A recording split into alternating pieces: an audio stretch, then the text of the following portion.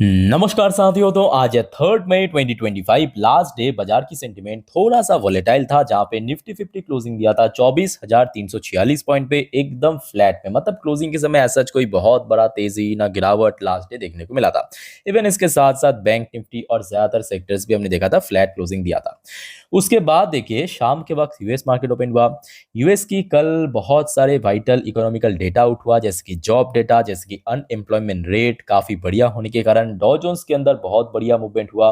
डॉ जोन्स जहां पे क्लोजिंग दिया 1.39% गेनिंग के साथ, दूसरी तरफ नैस्डैक कंपोजिट की क्लोजिंग हुआ था लगभग 1.51% गेनिंग के साथ। तो आप समझ सकते हो यूएस मार्केट की सेंटिमेंट कल रात को बहुत बढ़िया था, और जिसके चलते गिफ्ट निफ्टी, एक्सजीएक्स निफ्टी बहुत ही बढ़िया लेवल पे क्लोजिंग दिया था। यहाँ पे आप देख सकते हो लास्ट ट्रेड प्राइस एक्सजीएक्स निफ्टी की 24,532 पॉइंट पे, यानी इसका मतलब लास्ट डे निफ्टी 50 जहां पे क्लोजिंग दिया, वहां से रफली अगर हम बात करें 190 पॉइंट ऊपर अप्रोक्सीमेटली, तो इसके ऊपर अगर हम प्रीमियम को कट करें तो भी लगभग लगभग 80-90 पॉइंट आपको ऊपर दिख जाएगा। तो मतलब कल रात तक तो देखिए सिचुएशन काफी बढ़िया था।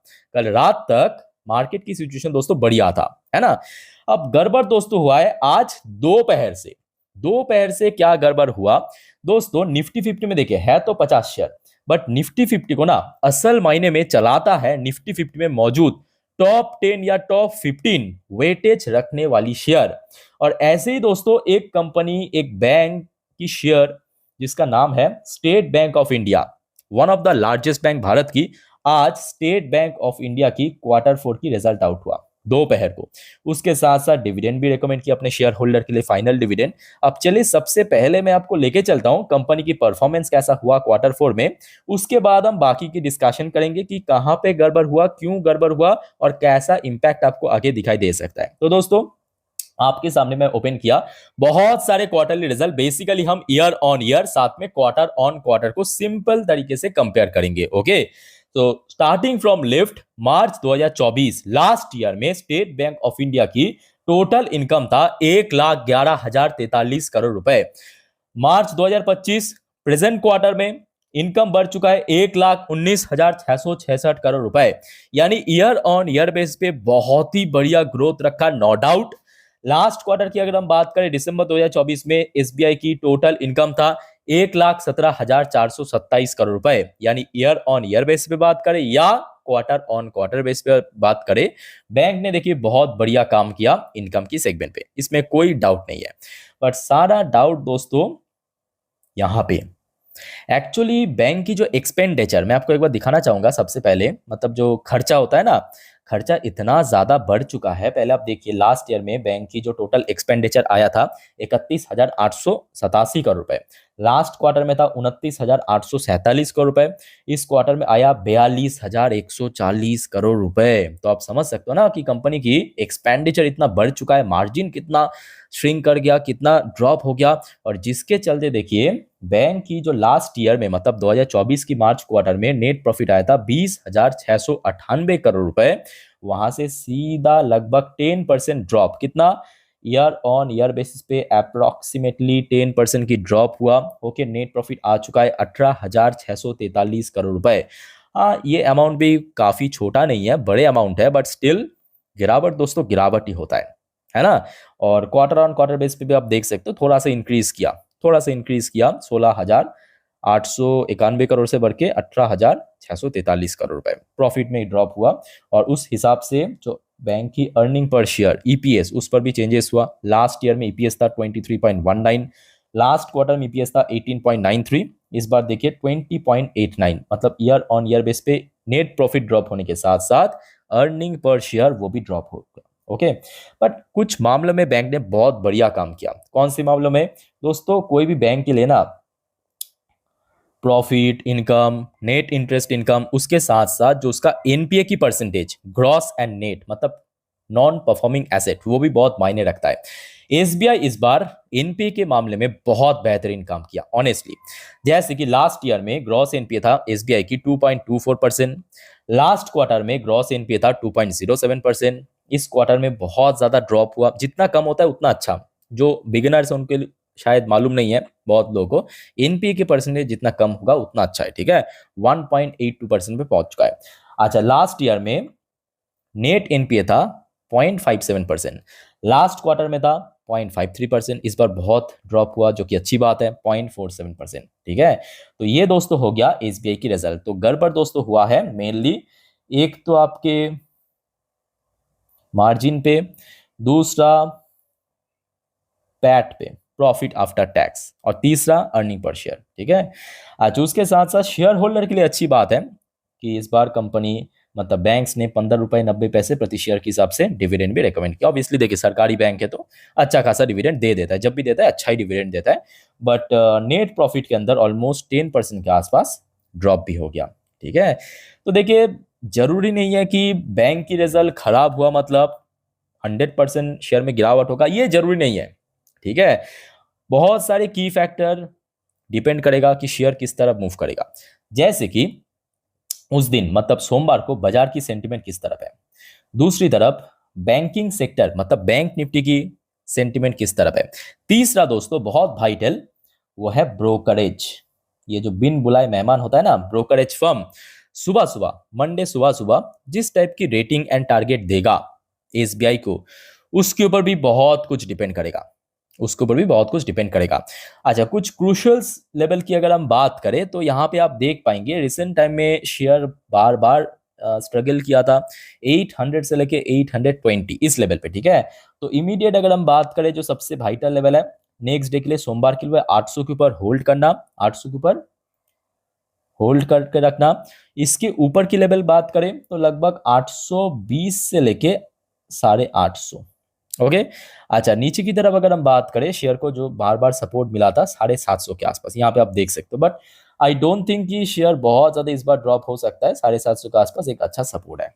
ओके, तो नेक्स्ट डे देखिए एसबीआई बहुत वाइटल कंपनी है, निफ्टी फिफ्टी की पार्ट है, मोस्ट इंपॉर्टेंटली वेटेज अनुसार बहुत ज्यादा वेटेज कैरी कर सकता है और जिसके कारण पूरे इंडेक्स को भी पूरा मूव करवाने की क्षमता रखते हैं। आगे बढ़ेंगे दोस्तों, एक ऐसा ही वाइटल कंपनी वाइटल बैंक जिसकी आज रिजल्ट आउट हुआ था, आइए जान लेते हैं कोटक महिंद्रा बैंक की परफॉर्मेंस कैसा हुआ आज Q4 पे।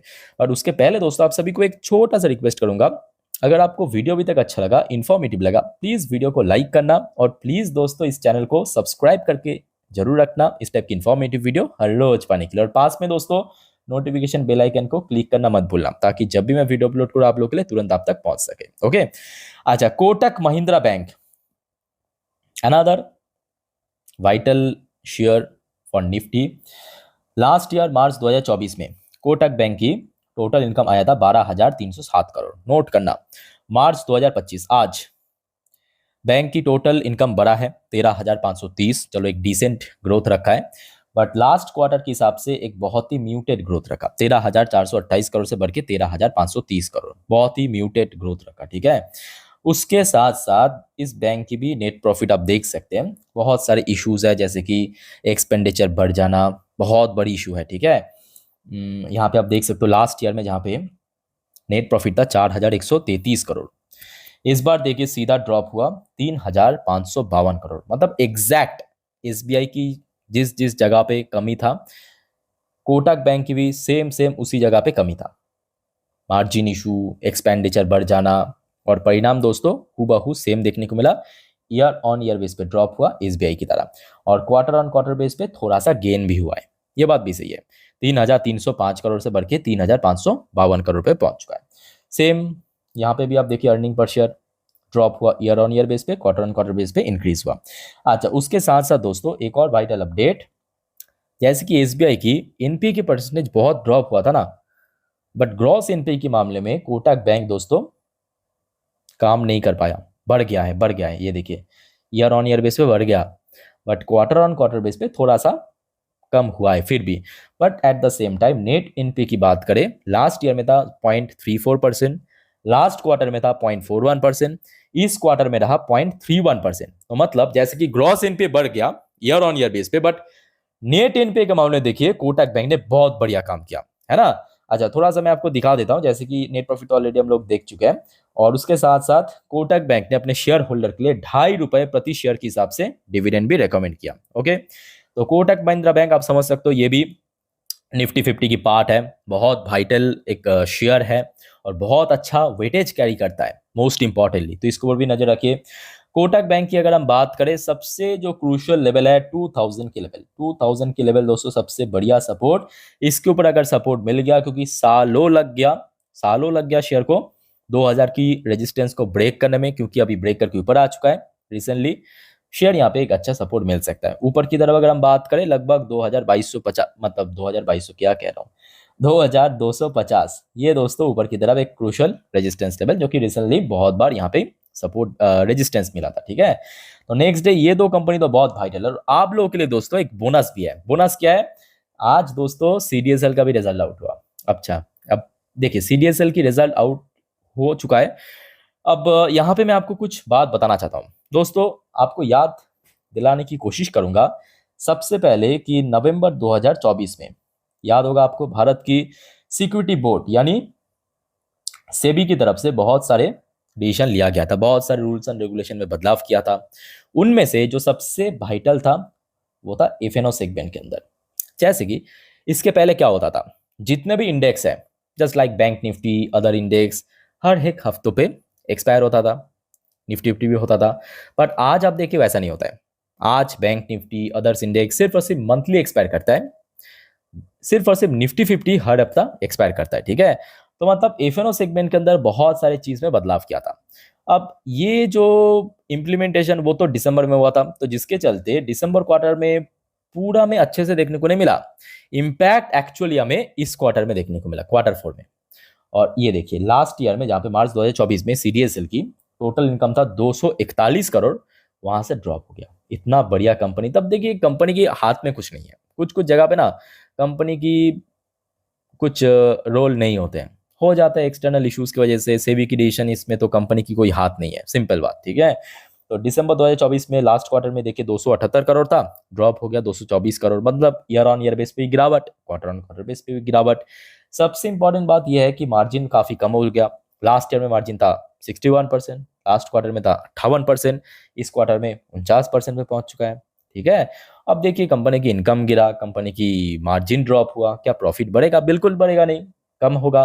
वही हुआ है जो कि एक्सपेक्टेड था, 129 करोड़ से गिर के 100 करोड़ पे पहुंच चुका है, जबकि इतना बेहतरीन कंपनी। अब यहाँ पे सिर्फ और सिर्फ सीडीएसएल की बात नहीं है, हाल ही में आप देखिए एंजल वन की रिजल्ट आउट हुआ, हाल ही में मोतीलाल ओसवाल को आप क्या कहेंगे, इतना जबरदस्त प्रॉफिटेबल कंपनी, वो लॉस हो गया, इस बार लॉस हो गया, है ना। तो इसमें मेनली सीडीएसएल की कोई रोल नहीं है, जो भी हुआ है सेबी की डिसीजन की वजह से हुआ है। अच्छा, आज की डेट में कंपनी अपने रिजल्ट के साथ साथ फाइनल डिविडेंड भी रिकमेंड किया, 12.5 रुपए प्रति शेयर के हिसाब से।